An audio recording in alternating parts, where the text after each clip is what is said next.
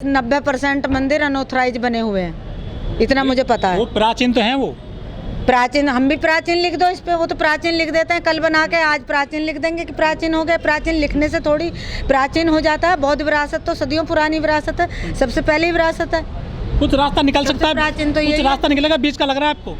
अब सरकार को बीच का रास्ता निकालना चाहिए। मैं यही कह रही हूँ कि भाई जो भी इन्होंने इंटरेस्ट लगाया है, उस इंटरेस्ट को जायज तरीके से आप पेनल्टी लगा के जो भी बने उसे हम देने के लिए तैयार हैं। ये सीलिंग की कार्रवाई कर रहा है नोडा प्राधिकरण, क्या लग रहा है बचेगा आपका जो बौद्ध विहार है? नहीं, देखो बचेगा तो जरूर, क्योंकि इनके मंदिरों का, ये कौन सा मंदिरों का टैक्स भरा जाता है इनका, ये बताइए आप। मंदिरों का टैक्स या कोई भी पैसा उनका, उनके उस पे तो सील नहीं लगाते, रातों रात पत्थर रख देते हैं कहीं पे भी और वो मंदिर बन जाते हैं। ये प्राचीन मंदिर होते हैं वो। हाँ, वो प्राचीन मंदिर हो गया, रातों रात रख के उस पत्थर को और पूजा जाता है, फिर वो प्राचीन बन गया। और बौद्ध विहार सबसे हमारे पुराने पूर्वजों की वो धरोहर है, उसको और वो ये ताला लगाने पे फिरते हैं। प्राचीन शब्द है क्या? प्राचीन शब्द कौन से सन में आया था? ये फेसरी वाला मंदिर 2012 के बाद मेरे सामने तैयार हुआ है। घड़ौली वाला मंदिर अभी मेरे सामने तैयार हुआ है। कल्याणपुरी का चौक पे जो मंदिर है वो मेरे सामने तैयार हुआ है। सब पे लिखा हुआ है प्राचीन। क्या वो हकीकत में प्राचीन है? प्राचीन शब्द की परिभाषा क्या है? आपकी नज़र में क्या बोलेंगे प्राचीन?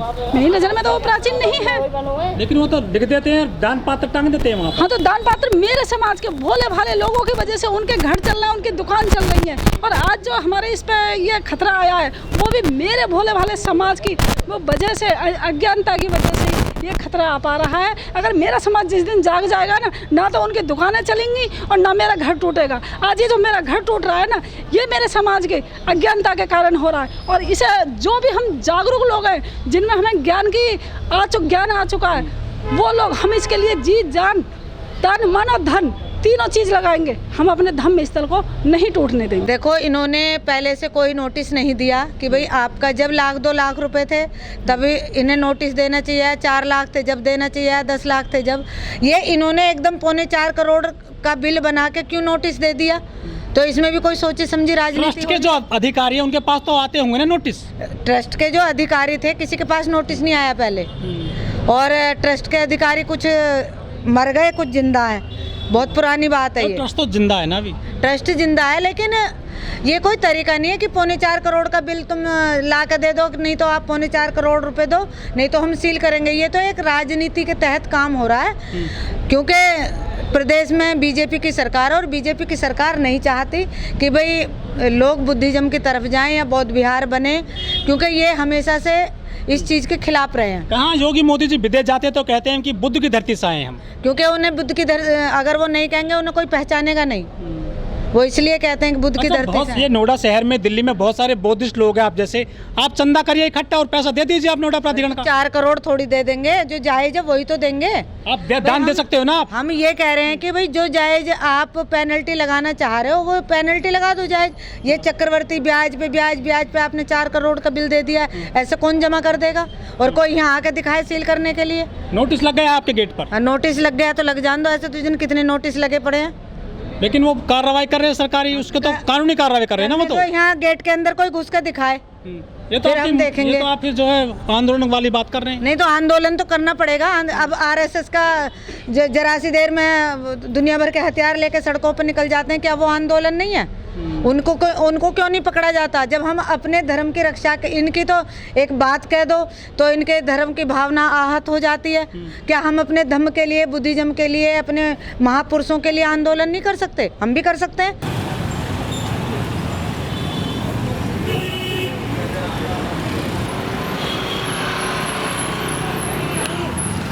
जय जय जय जय जय भीम, जय भीम, जय भीम, जय जय जय जय जय भीम, जय भीम, जय भीम।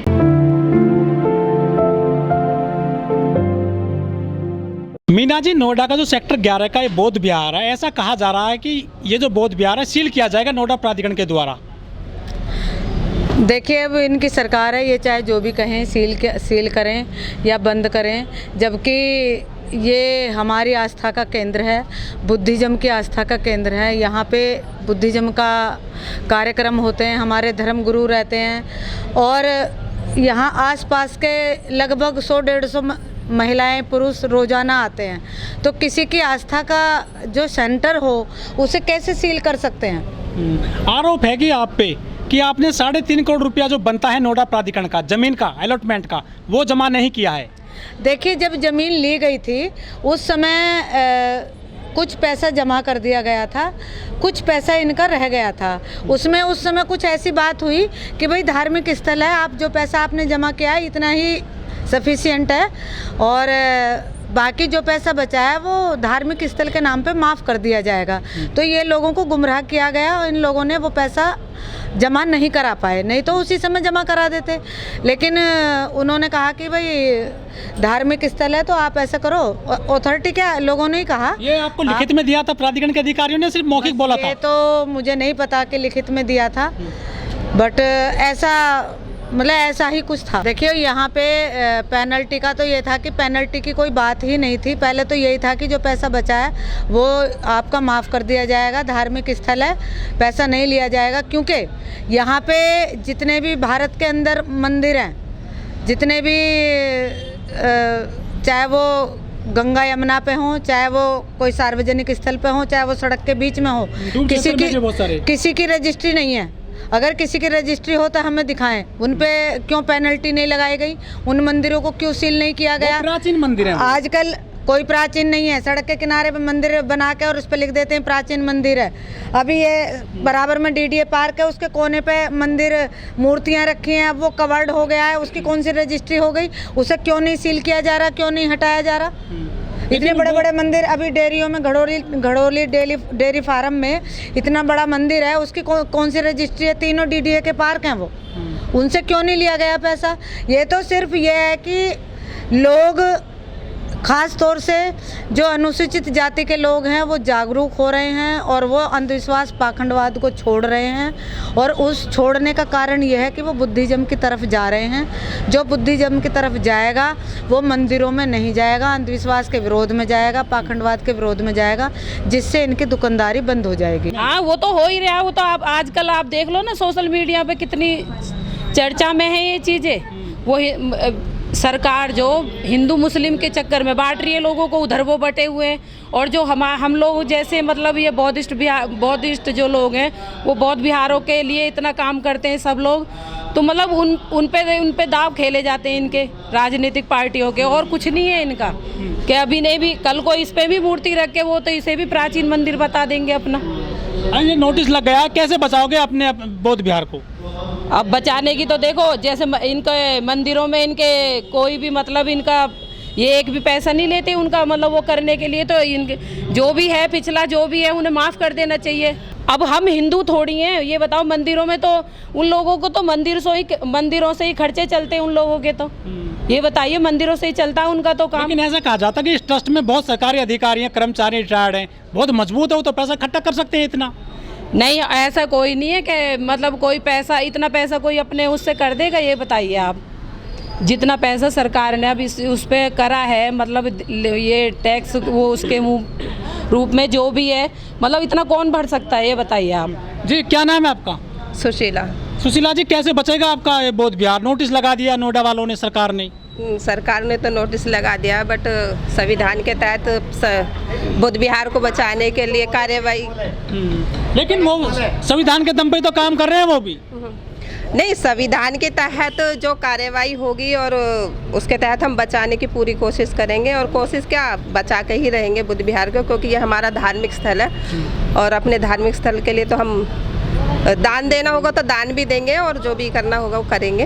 बाकी करेंगे संविधान के तहत ही। मतलब कहीं नहीं जाने देंगे बौद्ध विहार को? बिहार को तो नहीं जाने देंगे, क्योंकि हमारी आस्था का स्थल है, तो बुद्ध विहार को ऐसे ही नहीं जाने देंगे। और रही पर प्राचीन मंदिरों की, आप कौन से प्राचीन मंदिर हैं यहाँ बताइए? वो तो प्राण प्रतिष्ठा कर देते हैं मूर्तियों में। नहीं, आप एक बात बताइए, प्राचीन मंदिर कैसे हो सकता है? जिस जगह वो प्राचीन मंदिर बना है, उस जगह के प्लॉट ही 10 साल पहले कटे हैं, तो वो प्राचीन मंदिर कैसे हो गए, आप बताइए।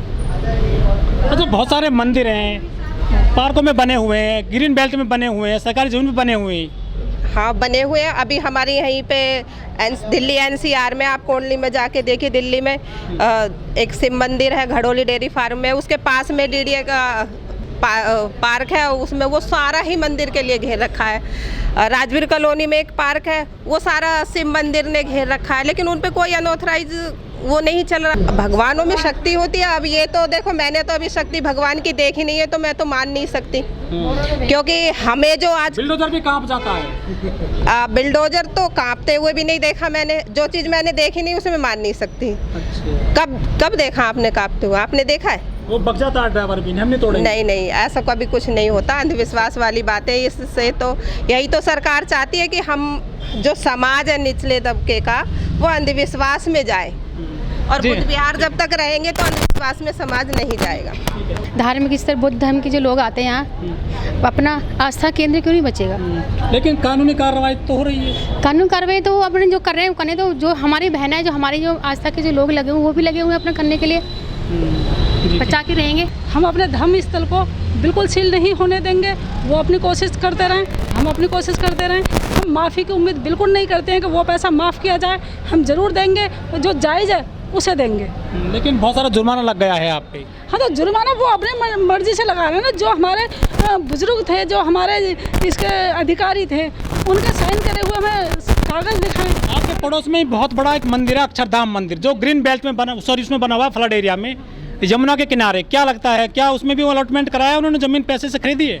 बिल्कुल नहीं है पैसे से खरीदी हुई, बिल्कुल 101% हम यकीन के साथ कह सकते हैं कि ये जितने भी धर्म स्थल उनके बनाए गए हैं। धर्म स्थल हमारा धर्म नहीं है, हमारे धम्म स्थल है। धम्म स्थल जो है वो संवैधानिक तरीके से हैं। धर्म स्थल अन्य तरीके से संवैधानिक नहीं है। लेकिन दिल्ली में जो है रविदास मंदिर तोड़ दिया गया था, आपको पता होना चाहिए।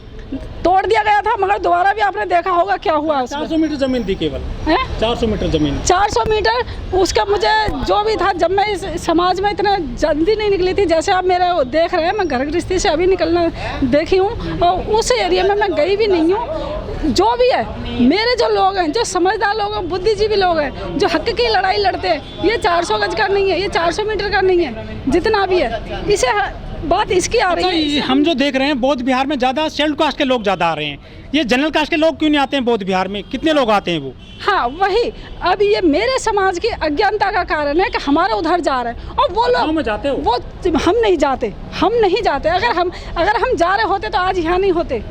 अगर हम कथाओं में जा रहे होते, कथाएं कर रहे होते, तो आज हम यहाँ नहीं आते। हम अपने घर में बैठे होते, घड़ौली में भागवत चल रही है, हम वहाँ पर बैठे होते। हम जागे हुए लोग हैं, इसलिए हम यहाँ बैठे हैं। लोग बहुत सारे सोए हुए भी तो हैं। हाँ, जो सोए हुए हैं, इसी कारण यहाँ हमारा ये जितना भी थोड़ा इस पे इसी पे जो थोड़ा सा खाली खाली दिख रहा है, ये यही कारण है कि मेरे समाज के लोग सोए हुए हैं। भागवत कथाओं में, उन लुटेरों में, उन चोरों में, उन मनुवादियों में जो अभी घुसे हुए हैं, अपने को नहीं पहचान। बिल्कुल नहीं गई, मगर सुनती हूँ, मुझे तो उसका चेहरा पसंद नहीं है।